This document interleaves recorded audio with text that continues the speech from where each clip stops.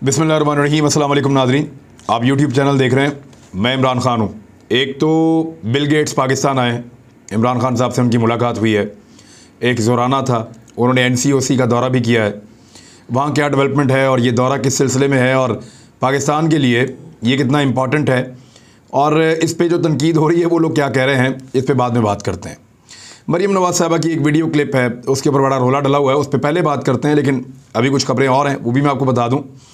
परवेज़ इलाही साहब का एक बड़ा इंपॉर्टेंट स्टेटमेंट है जो अब परेशानी पैदा करेगा अपोजिशन के कैंप के अंदर। अपोजिशन को दोबारा शिकस्त हुई है ऐवान बाला में और ये उनकी लगातार तीसरी शिकस्त है। फिर वो कहते हैं जी हम तहरीक-ए-अदम एतमाद लेकर आएंगे। भाई जहाँ आपकी अक्सरियत है वहाँ पर आप बार बार हार जाते हैं, तो जहाँ आपकी अकलियत है वहाँ आप कैसे जीत जाएंगे? ये सवाल अपोजिशन से पूछो तो वो कहते हैं जी हम जीत जाएंगे। कैसे जीत जाएंगे इसका जवाब नहीं है, लेकिन हम जीत जाएंगे। मरीम नवाज़ साहबा की एक वीडियो है। वैसे नॉर्मली लीडर ये लोग होते ऐसे ही हैं, ये सिर्फ कैमरे के लिए अपने वर्कर से प्यार करते हैं। बहुत कम कोई ऐसे लीडर्स होते हैं जो रियली में लोगों से प्यार करते हैं, वरना ये जो सियासतदान होते हैं ना बड़े बड़े, या जो एलीट क्लास होती है, ये आप लोगों से प्यार नहीं करते, ये आप लोगों के साथ सिर्फ ड्रामा करते हैं। ये कभी किसी माजूर को देख के उसकी व्हील चेयर के पास बैठ जाते हैं और अपनी आंखों में थोड़े से आंसू ले आते हैं। ये ड्रामेबाज होते हैं ना बड़े अच्छे, तो उससे ये तासुर मिलता है कि जनाब बड़ा दर्द दिल रखने वाला लीडर है, लेकिन उसके लिए करते कुछ नहीं है। नाबीना और ज़हनी मरीज़ बच्चों को देख कर रोए, लेकिन उनके लिए आज तक सही इदारे या उनकी इंटरटेनमेंट का या उनकी ज़िंदगी गुजारने का कोई तरीक़ाकार भी नहीं बना सके। तो ये सिर्फ रोने का काम करते हैं, लोगों की हमदर्दी लेने के लिए। कारकुनों को अप्रिशिएट करते हैं, उनका ख्याल रखते हैं। एक गुलामी वाली सोच है यहाँ पे हमारे खित्ते में, वो सोच फिर ऐसे लोगों को परवान चढ़ाती है। बहुत सारे लीडर्स की ऐसी वीडियोस हैं और यहाँ मरीम नवाज़ की भी एक वीडियो है। यानी कई लीडर जो है वो बने हुए कुछ और होते हैं और अंदर से होते कुछ और हैं। यानी मैंने कई ऐसे लोगों को देखा, जैसे शेख रशीद हैं, उनके कंधे के ऊपर कोई वर्कर आके हाथ रखेगा, वो उठा के झटक देंगे। उनको नज़र आ रहा होगा सामने कैमरा, फिर भी पकड़ के झटक देंगे। और उनको नज़र आ रहा होगा कैमरा नहीं है, वो फिर भी पकड़ के झटक देंगे। वो नॉर्मल बिहेव करते हैं और लोगों के साथ नॉर्मल बात करते हैं। उन्होंने कभी ये क्लेम नहीं किया कि उनके अंदर बहुत बड़ा कोई दर्द दिल है और शेख रशीद जो है वो नज़र आता है। ऐसे ही और बहुत सारे लोग हैं, आप मिसालें दे सकते हैं। यानी इमरान खान का आपको पता है उसका रिएक्शन क्या होगा, आपको आइडिया हो जाए। कुछ लोग अपने अंदर पॉलिटिकल सलाहियत पैदा करने की कोशिश करते हैं। ये ज़्यादातर वो लोग होते हैं जो पॉलिटिकल ख़ानदानों के अंदर पैदा होते हैं। इनकी तरबियत ऐसे की जाती है कि पब्लिक जितनी मर्जी बुरी है, बदबूदार है, उनके कपड़े बेशक गंदे हैं, कुछ भी है, आपने जब कैमरा सामने हो या लोग मौजूद हों, मीडिया हो, तो उसके सामने आपने ऐसा दिखाना है कि आपका दिल इनके साथ बहुत ज़्यादा लगता है। गरीब का बच्चा उठाओ गोद में, तस्वीर बनाओ, सोशल मीडिया पे डालो, मीडिया पे डालो। इस किस्म की चीज़ें बहुत ज़्यादा लोग करते हैं। पाकिस्तान के पॉलिटिकल लोग, इंडिया के पॉलिटिकल लोग इन स्टंट्स को बहुत ज़्यादा यूज़ करते हैं। अभी एक वीडियो है छोटी सी, आप देख लें ज़रा। एक औरत है, नून लीग की है, मरीम नवाज़ के साथ चल रही है, साथ चल के चाहती है छोटी सी वीडियो बन जाए, तो मरीम नवाज़ ने उसको धक्का दे दिया और धक्का देने के बाद सिक्योरिटी वाले को इशारा किया कि हटाओ इसको, पीछे करो। जैसे घिन नहीं आ रही होती है, जैसे बहुत ज़्यादा कोई स्मेल आ रही है, घिन आ रही है, बहुत बुरा लग रहा है, तो ऐसे उस औरत को वहाँ से हटाया मरीम नवाज़ ने। अब मुझे ना मरीम नवाज़ का एक जुमला याद आ गया, और वो मैं जो बात कर रहा हूँ ना, ये हल्फन वाली बात है, क्योंकि मैंने अपने कानों से सुनी हुई है। मेरी शायद पहली मुलाकात थी मरीम नवाज़ से, तो ये कुछ चीज़ें दिखा रही थी और उसमें उन्होंने बाहर कुछ नारे लग रहे थे, तो उन्होंने कहा बाहर कौन, ये नारे कैसे हैं? तो किसी ने पूछा, तो उन्होंने कहा बाहर कारकुन है। तो यहाँ कारकुन भी आते हैं इस ऑफिस में, ये सवाल हुआ। तो उन्होंने कहा कि हम मुख्तलिफ़ एरियाज़ के कारकुनों को मौका देते हैं मिलने का। कारकुनों को क्या चाहिए होता है? आप साल में इनको एक दफ़ा थपकी दे देते हैं और ये सारा साल के लिए फिर आपके लिए तैयार हो जाते हैं। इतना तो बेचारों का हक बनता है। ये मरीम नवाज़ के अल्फाज थे, मेरे नहीं हैं। मैं कुछ लफ्ज़ आगे पीछे हो गए हों, थोड़े बहुत तो हो गए हों, बाकी मैं हलफ दे सकता हूँ कि मरीम नवाज़ ने यही कहा था कि साल में एक आधी थपकी का तो इनका हक बनता है, और ये उसके बाद शेर हो जाते हैं और फिर जो है वो ये अपनी एक्टिविटीज़ में लग जाते हैं, सियासी एक्टिविटीज़ में। तो ये कारकुन को ऐसे ही समझते हैं। ये वीडियो देख के आपको कोई, मुझे तो हैरत नहीं हुई, अगर किसी को हैरत हो रही है तो वो ये मैंने जो सुना मरीम नवाज़ के अपने मुंह से, वो मैंने आपको बता दिया कि उसने मुझे क्या बताया था मरीम नवाज़ साहबा ने। अब आ जाए शिकस्त के ऊपर। ऐवान बाला में 3 बिल मंजूर हो गए हैं। ऐवान बाला कहते हैं पाकिस्तान की सेनेट को, वहाँ अपोजिशन की अददी अक्सरियत है। सेनेट में अपोजिशन को अददी अक्सरियत के बावजूद एक बार फिर शिकस्त का सामना करना पड़ा। हुकूमत की जानिब से ऐवान बाला में 3 बिल पेश किए गए जो मंजूर हो गए। ऐवान के अंदर अहम कानून साजी के दौरान अपोजिशन अपनी अक्सरियत साबित करने में एक मरतबा फिर नाकाम रही। जवाबन हुकूमत ऐवान से oil and gas regulatory authority ordinance इन पर 2 तरमीम करा ली और Iqra allied health professional council bill समेत 3 अहम बिल उन्होंने मंजूर करवा लिए हुकूमत ने। तो ये हुकूमत की कामयाबी है। वो ये कहते हैं जी कि हम जो भी हो जाए तहरीक अदम एतमाद लेकर आएंगे। आज अपोजिशन ने फिर मुखालफत की, बंदे ही पूरे नहीं हुए। भाई जहाँ पे आपकी अक्सरियत है, टोटल 99 बंदे हैं, जिनमें से 57 जो हैं वो 99 में से 57 बंदे 57 बंदे अपोजिशन के हैं। जीत जाती है बार बार हुकूमत। अब दूसरी तरफ जब आप देखते हैं तो 180 प्लस जो है वो हुकूमत के साथ हैं, अपोजिशन के सिर्फ 162 हैं। अब वहाँ पे कैसे जीतेगी, वहाँ पे कैसे जीतेगी अपोजिशन जहाँ पे उनकी तादाद कम है। हालांकि जहाँ ज़्यादा है वहाँ बार बार हार रहे हैं, लेकिन फिर भी बज़िद हैं कि जनाब जीतेंगे और जीत कर दिखाएंगे। तो मरियम नवाज साहिबा ने इस हवाले से एक स्टेटमेंट दिया है। उनका ये कहना है कि अदम एतमाद ज़रूर कामयाब होगी क्योंकि पाकिस्तान तहरीक इंसाफ में फॉरवर्ड ब्लॉक बन चुका है। अभी अपनी जमातों का पता नहीं है, लेकिन तहरीक इंसाफ के अंदर फॉरवर्ड ब्लॉक बन चुका है। नून लीग ने इस पर रजामंदी का इजहार इसलिए किया कि हमें अपने अवाम के पास जाना है। अगर हम अवाम के लिए आवाज़ नहीं उठाएंगे तो अवाम हमें भी उतना ही कसूरवार समझेंगे जितना हुकूमत को समझ रहे हैं। इस्तीफ़े देने वक्त भी यही कहा था मरियम नवाज साहिबा ने कि हम पब्लिक को जवाबदेह हैं, लिहाजा इन असम्बलियों में जो जाली हैं, इन असम्बलियों में जहाँ पे लोगों को कुछ नहीं मिल रहा, हमें रहने का हक़ नहीं, हम इस्तीफ़े देकर जा रहे हैं। लेकिन इसके बावजूद मरियम नवाज साहिबा ने इस्तीफ़े नहीं दिए, उनकी पार्टी ने इस्तीफ़े नहीं दिए। मुखालफत हो गई नून लीग के अंदर भी, पीपल्स पार्टी भी मुकर गई और हालात बहुत मुखालिफ चले गए PMLN के। तो अब ये कह रहे हैं कि तहरीक अदम एतमाद लेकर आएंगे। तहरीक इंसाफ में फॉरवर्ड ब्लॉक बन चुका है, लिहाजा अदम एतमाद की तहरीक ज़रूर कामयाब होगी और मैं ये समझती हूँ कि ये एक ऐसा रिस्क है जो लेना चाहिए। अच्छा, वो खुद इसको रिस्क करार दे रही हैं, यानी इस पर हारने का ख़तरा मौजूद है। उनको खुद श्योरिटी नहीं है।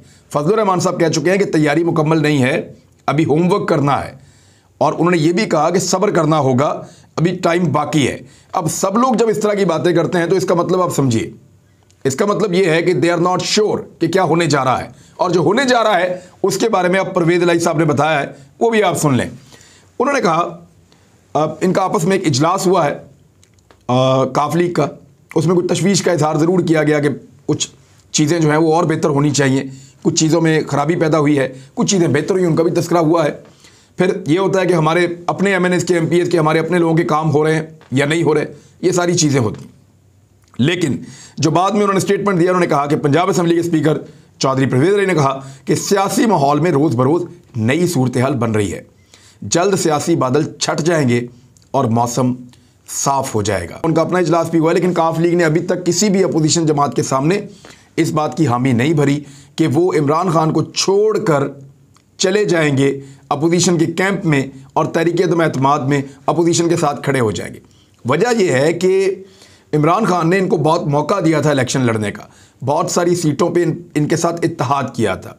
जैसा कि चौधरी परवेज़ इलाही साहब तलागंग से इलेक्शन लड़े, मैं आपको मिसाल दे देता हूँ, चकवाल से एक इलेक्शन लड़े वो, और जहाँ से चौधरी परवेज़ इलाही साहब इलेक्शन लड़े चकवाल में, वहाँ चौधरी परवेज़ इलाही साहब के मुकाबले में पाकिस्तान तहरीक इंसाफ ने अपना उम्मीदवार नहीं दिया, और बेशुमार ऐसे लोग थे जो तहरीक इंसाफ के वोटर थे, उन सब ने परवेज़ इलाही साहब को वोट दिया।